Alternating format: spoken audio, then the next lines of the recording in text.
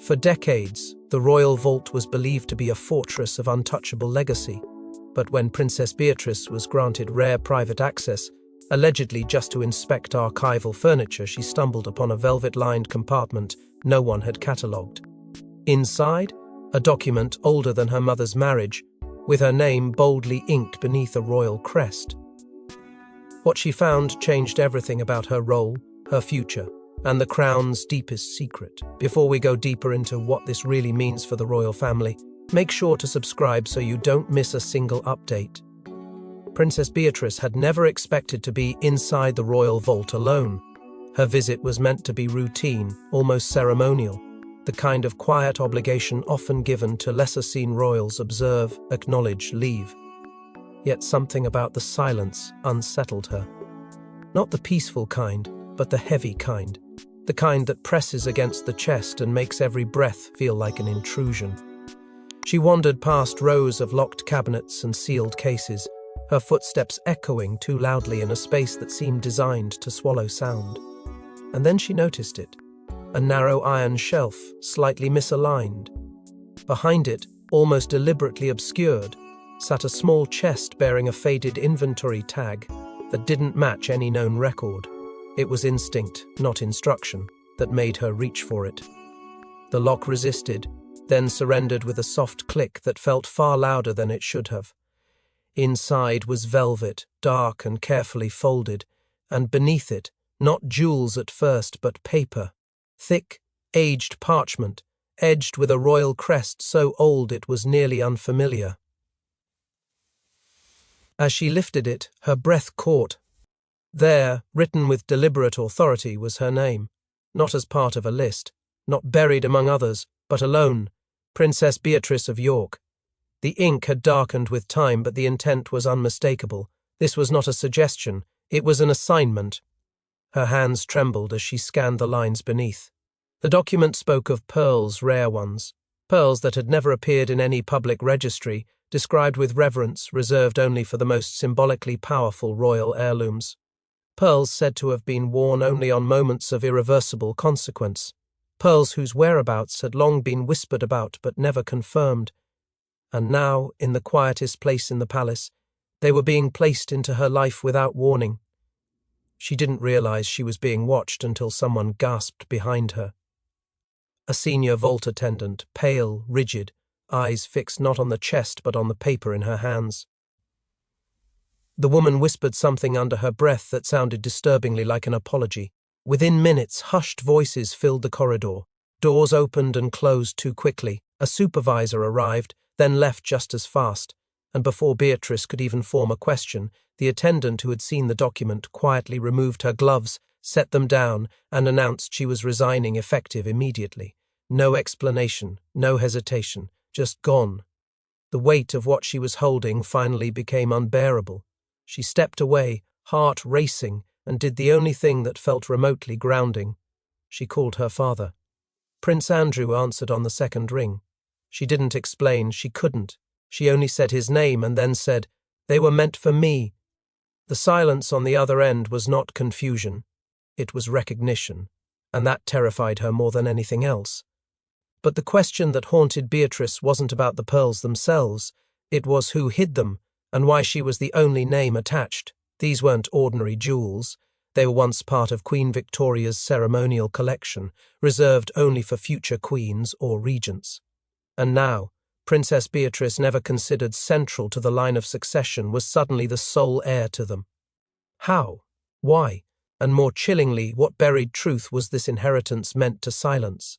There's a haunting elegance to the way royal history protects its symbols. The pearls in question were no mere accessories. These were the ceremonial strands, believed to have been commissioned under Queen Victoria's rule. Passed through the bloodlines not by popularity or public favour, but by unspoken inheritance. Carried through coronations, private ceremonies, and strategic weddings, they found their way into the hands of Queen Elizabeth II, who, by all official accounts, never declared a final heir to them. And yet, in a sealed vault entry no living royal had openly acknowledged, Beatrice's name was inked with finality.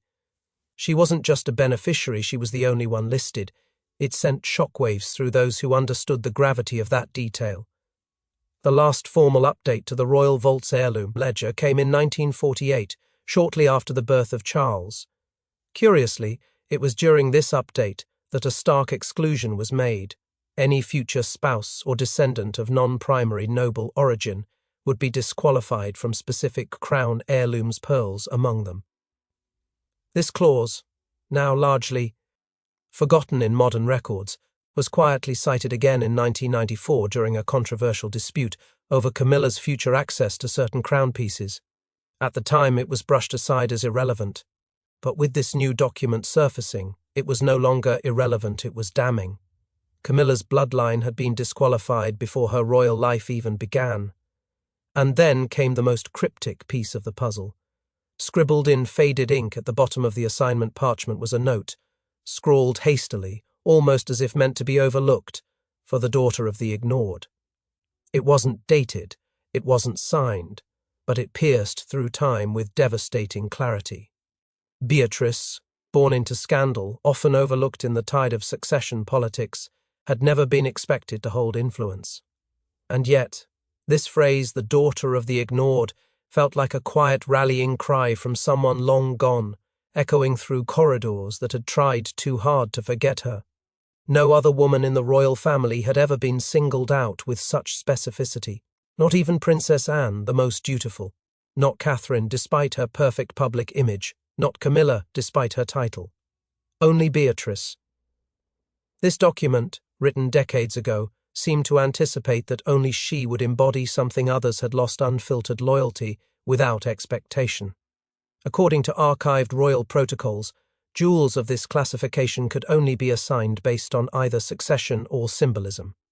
And since Beatrice held no proximity to the throne, it could only mean one thing: someone believed she represented something sacred that others no longer did.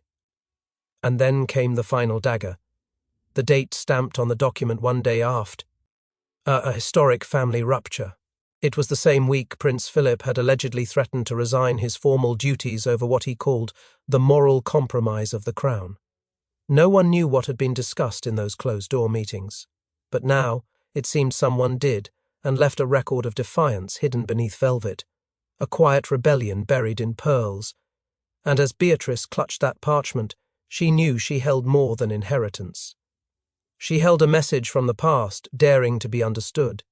There was no modern record of this decree, not in the Crown's digital registry, not in any legal archive. And yet the signature bore the name of someone no one dared to speak of in public anymore, a royal who vanished from prominence under mysterious circumstances.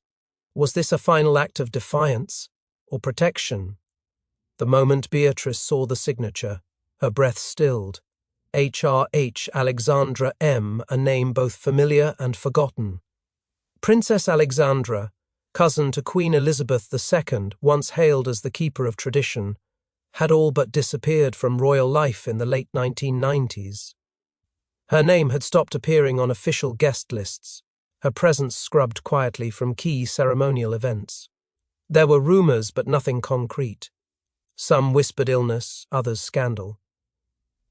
But none of it explained how her signature appeared on a document dated after her public withdrawal.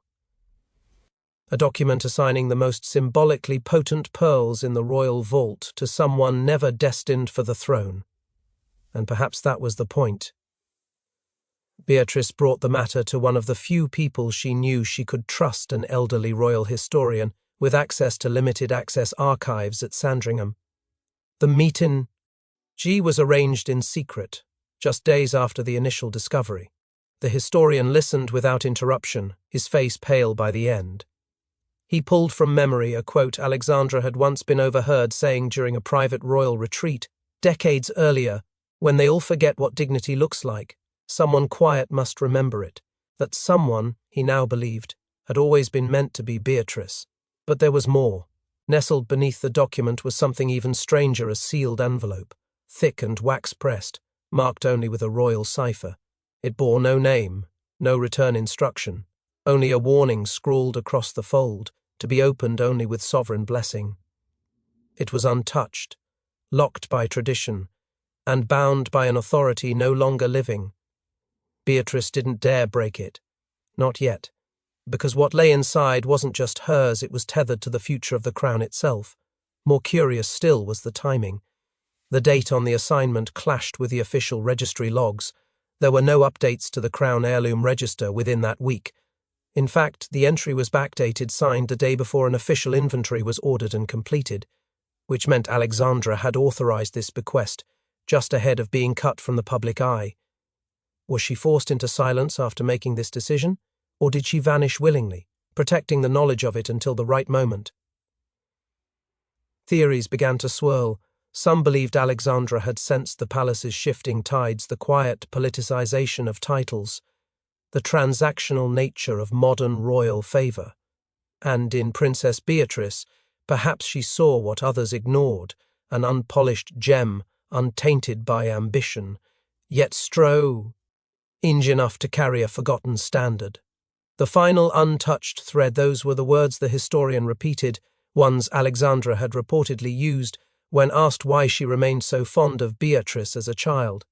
As these shadows of the past began to re-emerge, it was clear the discovery of the pearls wasn't an accident.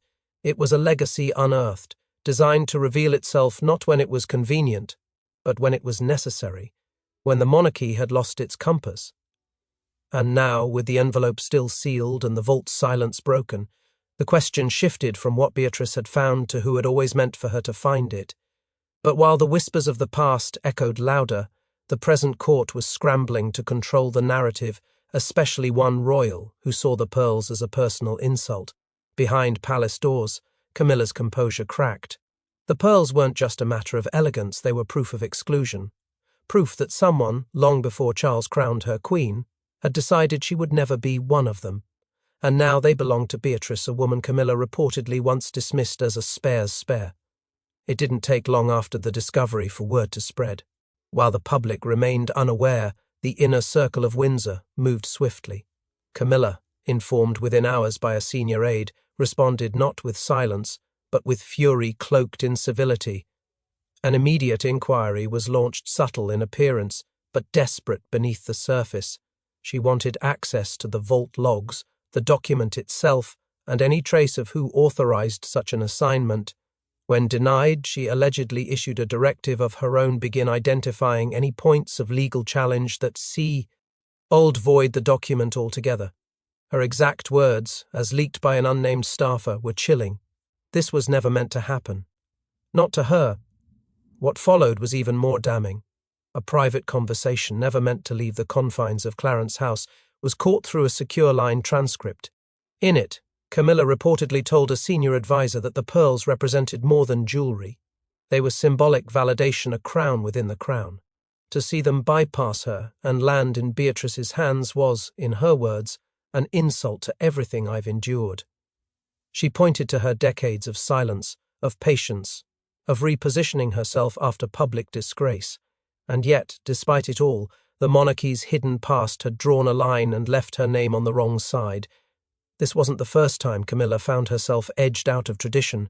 Whispers had long followed her rise how certain brooches, tiaras, and royal seals had been quietly withheld during her integration into the firm. Queen Elizabeth had reportedly refused to allow her access to the Queen Mother's private collection, citing undefined matters of sentiment. Now, this private discovery, never officially denied nor endorsed, seemed to confirm an invisible barrier that still hadn't lifted. The tension bled into the family's private spaces. At a discreet royal dinner hosted 2 nights later, witnesses described a palpable unease between Camila and Princess Eugenie. Beatrice was notably absent.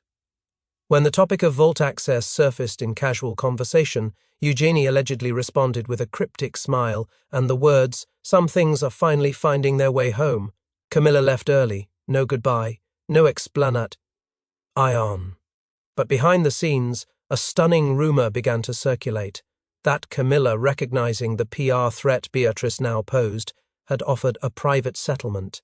In exchange for silence and discretion, she would arrange for the pearls to be ceremonially reassigned under a shared title, not removed from Beatrice's name, but repositioned so they appeared as a joint bequest. The goal? To preserve face, restore control, and erase any trace of what the vault had truly declared. Whether Beatrice rejected the offer outright or simply ignored it remains unclear. But one thing is certain, the Queen Consort's attempt to reclaim the narrative failed before it even began. But while Camila plotted damage control, another figure emerged, one who had once worn the pearls, and left behind a haunting warning, hidden within a private margin of an unrelated inventory ledger, was a handwritten note, Queen Elizabeth's unmistakable script. It read simply, "To the one who still honors duty without expectation." Could she have known? Was this her final silent blessing, slipped past protocol and into the hands of someone she saw as the last true royal spirit? It wasn't meant to be found. Tucked into the side binding of a leather-bound inventory journal cataloguing mid-century ceremonial uniforms, the note should have disintegrated from time or been overlooked entirely, but as a junior archivist combed through the volume for unrelated cross-referencing, the corner of aged paper caught the light, and with it, the final whisper of a monarch who had always guarded her emotions behind the stoic veil of duty. The script, though weathered, was instantly identifiable. The signature strokes, the restrained elegance, every curve matched with decades of royal correspondence. Experts brought in to verify its authenticity confirmed what many already suspected. The hand was undeniably that of Queen Elizabeth II. The note was dated 6 months before her passing. Not long after a quiet summer retreat, during a time when Elizabeth had reportedly become more reflective, more deliberate. The palace at the time had made no mention of illness, no forecast of finality. And yet, the language of the note felt like closure. It did not name Beatrice, but it didn't have to. The phrasing, the intent, the alignment with what had just emerged from the vault, it all pointed in one direction. Elizabeth had chosen her, not in speech, not in ceremony, but in the oldest way monarchs pass judgment, through silent gesture, through legacy. When the note was shown to Beatrice in a closed chamber at Windsor, she reportedly wept. Not quietly, not composed, but openly, uncontrollably. A royal aide present during the reading later confided that it was the first time any of us realized how much she had been carrying alone. The message didn't validate a title, it validated her spirit. A quiet, often forgotten figure of the royal tree now found herself cast in the light of one final act of monarchical intimacy. Not recognition for status, but acknowledgement of character. The weight of those words, honors duty without expectation, hung heavily across the palace. For decades, Queen Elizabeth had watched the institution shift, adapt, sometimes fracture. She had seen ambition consume loyalty and modernity challenge tradition. And perhaps in Beatrice, she saw what had been slipping away, a sense of service, awed by spotlight, obedience not driven by opportunity, but by love. This was no casual note. It was a royal verdict delivered with unmistakable precision. Within days, the press caught wind of the message. An anonymous leak, likely from someone within the archival team, led to a media firestorm. Public sympathy surged for Beatrice, now viewed as a symbol of quiet resilience. Social media lit up with messages calling her the silent heart of the monarchy, and while official palace channels refused to comment, behind the scenes, the tide had shifted. The narrative was no longer just about pearls, it was about purpose. And Beatrice, for the first time, wasn't just present in the monarchy, she was essential to its meaning. And yet, even as sentiment began to shift, the royal vault had one more secret buried beneath the pearls, one that would threaten everything. Tucked behind the pearls assignment was a second document, sealed, thin, and legal in structure. Once opened, it shocked even the most seasoned royal advisers. A conditional clause penned in 1987 suggested that should the monarchy fracture, the custodian of the pearls would become keeper of legacy, a ceremonial but symbolically powerful role. What had begun as a curious inheritance was now morphing into a constitutional puzzle. The second document, discovered folded neatly behind the pearl assignment, bore an obscure legal reference tied to a 1987 amendment, one so buried in bureaucracy that it hadn't surfaced in any recent royal audit. At first glance, it appeared to be no more than a supplemental registry footnote. But buried within the archaic phrasing was a title long extinct, Keeper of legacy. The moment that phrase was read aloud, silence fell in the royal chambers. The title hadn't been used since 1843, when it was granted to the Duchess of Kent during a private succession dispute. The role was never publicly acknowledged, yet within royal walls it granted immense ceremonial authority over traditional symbolism, archival narrative, and most significantly, who was and wasn't remembered. Now Princess Beatrice's name was tethered to it.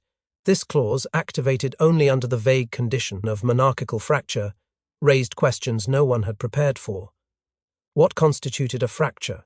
Was it scandal, succession uncertainty, public rejection? No one could say for sure.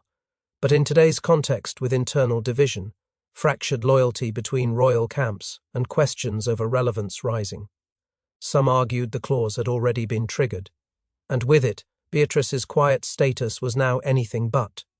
She wasn't just the recipient of historic pearls, she was potentially the torchbearer of the monarchy's past, the one entrusted to preserve its essence if all else collapsed, for William and Catherine, who had painstakingly modernized the royal image. This revelation was a potential derailment. Their vision of a forward-facing monarchy, digitally transparent and globally aligned, now found itself challenged by an ancient role resurrected from the archives. Though Beatrice never sought confrontation, her very presence, now cemented in legacy, posed an uncomfortable counterweight to the sleek future Charles and his son had built. She wasn't disruptive, she was foundational, and that distinction shook everything. Royal legal teams were thrown into panic. Could the clause be contested? Was it enforceable? Could ceremonial titles from long-forgotten eras be recognized today? The truth was murky. The monarchy, by design, thrives in ambiguity. But Parliament noticed. A request was submitted for a private briefing, asking for clarity on the clause, the pearls, and Beatrice's potential designation. For the first time in decades, a royal role had been unearthed that hadn't been stage-managed or publicly vetted. It was ancient, raw, and completely out of step with the palace's messaging machine. For Beatrice, the weight was crushing, a role she never asked for, a spotlight she never trained under. Yet somehow, everything now pointed to her an unlikely custodian of everything the crown once was, and might be forced to become again. And though no official statement was issued, the impact was undeniable. Every corner of the palace pulsed with whispered speculation. Not of a power grab, but of a power shift, one rooted in ink and parchment, rather than pomp and press releases. But just as momentum swelled around Beatrice, a single anonymous letter arrived at her private residence postmarked Windsor, unsigned and chilling in its simplicity. No return address, no signature, just those 7 words. Beatrice froze. Someone within the monarchy, or worse, just outside its shadow, knew what the pearls meant. The note wasn't a threat, it was a plea. But from whom, and why? The envelope had slipped quietly through the gate at dusk. No formal delivery, no ceremonial seal, just a plain off-white fold, marked only by her name, handwritten in tight, slanted strokes. Beatrice had nearly discarded it, assuming it was a misguided fan letter. But something about the weight of the paper made her hesitate, and then she opened it. The words, 7 of them, stripped her of breath. Don't wear them, not yet. They struck not like a warning, but like a whisper from inside the storm. Someone knew, someone was watching, and someone feared what would happen if she accepted what the vault had given her too soon. Royal security quickly moved to assess the letter's origin. Handwriting experts were brought in, but the results were inconclusive. It had been carefully altered, its slant inconsistent, its pressure varied. One analyst privately admitted that the writing had been intentionally muddled, as if the author wanted to be heard but never found. Theories erupted behind palace walls. Some pointed to Princess Anne, the stoic protector of tradition, known for leaving no trace when intervening in quiet royal matters. Others whispered it was Prince Andrew himself, his voice in retreat, his power dismantled, but his proximity to Beatrice unbreakable. Could it have been a father's way of shielding his daughter from what lay ahead? Beatrice, caught in the eye of a legacy she never asked to carry, made a decision that stunned even her closest aides. She locked the pearls away again, this time not in the vault, but in a private, undisclosed location known only to her and one unnamed advisor. The statement was clear: she would not wear them, not now, not until she understood everything. Because this wasn't just about heritage anymore, it was about survival, of truth, of history, and perhaps of herself. What followed was chaos wrapped in whispers. Rumours leaked from within Windsor. A surveillance recording from the evening the letter arrived had mysteriously gone missing. The royal IT team denied any deletion. But still, the footage showing the outer gates between 7 and 9 p.m. completely gone. No explanation, no backup, and no willingness to discuss further. Tension escalated between security officials and the royal household. Someone had either covered tracks or opened a door no one wanted opened. In quiet desperation, Beatrice made a private call to Catherine. It was a conversation that surprised many, especially given the careful distance often kept between the lines of seniority. But Catherine did not hesitate. According to a palace source, she listened silently, then said 5 words: "You're not wrong to wait. It wasn't an endorsement of fear." It was an acknowledgement of danger, one that validated Beatrice's growing sense that the pearls and everything they represented were more than symbolic. Days later, the story broke. Someone from the inside had leaked the existence of the anonymous letter to a trusted journalist. Within hours, speculation flooded the media. The public narrative flipped. No longer just a tale of unexpected inheritance, Beatrice's story had now become a mystery soaked in royal secrecy. Who sent the letter? What danger loomed beneath the pearls? And why was the palace so desperate to suppress what was clearly unfolding? And as public attention surged, the final twist shattered the palace's carefully preserved facade, because the pearls weren't just Beatrice's inheritance. They were part of Diana's unfinished legacy. In a devastating twist, an old photograph surfaced showing a young Princess Diana wearing what appeared to be the very same pearls never catalogued, never mentioned. Diana's former stylist confirmed she planned to leave them to someone quiet, someone kind. Was this her indirect message to the crown? And was Beatrice the only one who fit that description? It began with a seemingly innocent upload, a rare black and white image posted anonymously to a royal memorabilia forum. The picture showed Diana, candid and laughing, seated beside a fireplace that matched the interior of Althorpe House. Around her neck, a string of pearls that hadn't appeared in any official palace inventory. For a time, no one noticed. But once the photo made its way into the hands of a royal archivist, the pattern of the pearls was matched against the newly surfaced vault content TS now linked to Beatrice. The resemblance was beyond coincidence. The same slightly off-center clasp, the same luminous symmetry, and most damning of all, the same historical anomalies, the type of South Sea pearls no longer in commission by the Crown after 1985. Soon, a former stylist of Diana's stepped forward, breaking years of silence. She had seen those pearls, not just once, but frequently in Diana's early years as Princess of Wales, before the public image overtook the private woman. The stylist claimed Diana had called them her anchor, something that reminded her of who she was before the palace, before the media storm. In a hushed conversation just months before her death, Diana reportedly confided that she didn't want them returned to the official vault. "They're meant for someone who won't ask for them," she had whispered, "someone kind, someone quiet." At the time, no one understood. Now the pieces fit together with haunting precision, but the revelation didn't end there. An antique bookstore in Bath reported receiving a small donation of second-hand royal biographies from an anonymous seller. Between the pages of one volume was a torn diary entry, now authenticated as Diana's handwriting. It read, "She won't see it coming, but she'll carry it well." The ink was smudged, as if from a tear or hurried closure. No name, no context, but now, with Beatrice suddenly at the center of a whirlwind, the message echoed louder than any public statement ever could. Not everyone welcomed this discovery. Prince Harry, upon hearing of the pearl connection and the diary line, was said to have erupted in private. A source close to the Sussex circle claimed he viewed the inheritance as a betrayal, one last favour passed behind his back, to a cousin the public had never watched as closely as they had watched him. He questioned the timing, the leak, and above all, the narrative forming around Beatrice as Diana's unspoken heir. But outside the palace gates, the people had already decided. Social media erupted with messages of support, calling Beatrice the invisible legacy, the true daughter of Diana's hope, and the keeper of the crown's forgotten heart. Public opinion shifted swiftly, elevating her from a footnote to a figure of compassion, dignity, and unexpected power. Where the monarchy had once kept her in the wings, the people were now placing her on a stage she never asked for but had already begun to command.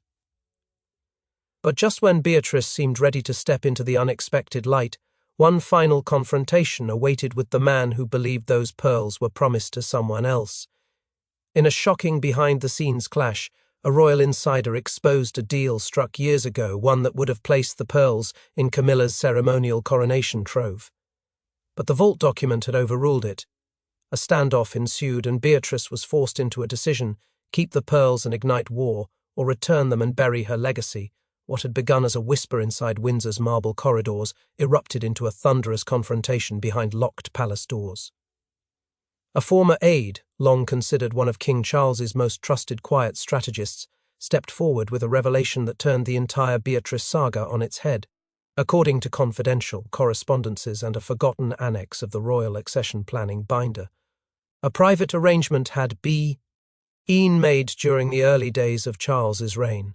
The plan had been simple yet loaded with symbolism. The pearls long buried in the vault's deeper archive were to be quietly repurposed into Camilla's coronation wardrobe, not for public display, but for what one memo referred to as private legitimacy fortification. The pearls were to legitimize her image from within, without ever passing through public scrutiny. That plan never made it past ink and intention. The vault document, older and legally sealed, had rendered it void, but no one had expected the document to ever surface. Camila, insiders claim, was blindsided. Aides close to the Queen Consort said she felt betrayed by bureaucracy, as though the very institution she had finally managed to integrate into had found a way to spit her out again, this time without lifting a single finger. And while she didn't confront Beatrice directly, the icy tension was impossible to ignore. Behind the scenes, factions formed. Some sided with history and law, others with optics and loyalty. The pressure was mounting, and at the center of it all stood Beatrice, never trained for battle, but now forced to hold ground on a fault line cracking beneath her feet. The meeting with King Charles was brief but unforgettable. Sources say it was held in private, without staff or aides, and that both voices were raised then broken. Charles, torn between obligation and control, reportedly pleaded for peace, not power. Beatrice, in turn, asked just one question: would you have let them disappear? Neither answered the other. There were no ultimatums, no agreements, just the quiet, unbridgeable chasm of legacy and resentment. Then came an unexpected voice. Catherine, the Princess of Wales, made a rare and carefully worded public comment after being asked during an engagement about the matter of the pearls. Her answer was surgical. I believe Diana's memory should be protected, not politicized. It wasn't directed at anyone. But everyone heard it, and it was enough. Beatrice knew what she had to do, not for optics, not for inheritance, but for meaning. She kept the pearls, but she made one final, defiant decision. They would not be worn, not displayed, not celebrated. Instead, they would be preserved in silence, protected from further manipulation. A trusted confidant was seen transporting a velvet-wrapped box back to the vault 3 nights later. Inside, alongside the original document and the sealed envelope still unopened, lay the pearls. But now, on the inner clasp, a single modification had been etched. The initials by Beatrice York engraved discreetly where only she would know, not as a declaration of victory, but as a promise to carry what was given to her without spectacle. And as the gates of Windsor closed behind her that evening, one thing had become clear: the quietest royal had just changed the legacy of the crown forever. Thanks for watching. Please don't forget to like and subscribe, and we will see you in next one.